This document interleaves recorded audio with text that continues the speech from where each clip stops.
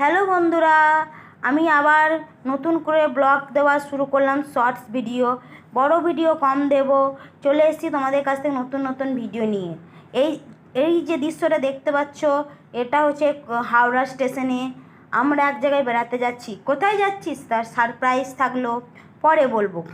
আর এইখানে যে লাইট শোটা দেখতে পাচ্ছ, সেদিন ছিল যোগা ডের জন্য এখানে লাইট শো হচ্ছিল।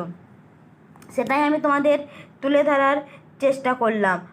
ওয়েস্ট বেঙ্গল फाउंडेशन डे 20 जून को हुआ था। এবার অনেক দূরে হচ্ছিল তো ওই জন্য ভিডিওটা ক্লিয়ার আসেনি, তবে যতটা দেখতে পেয়েছি সেটা খুবই সুন্দর ছিল।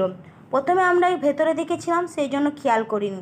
পরে যখন একটু স্টেশন থেকে বাইরে দিকে এলাম, তখন আমরা দেখতে পেলাম লাইট শোটা।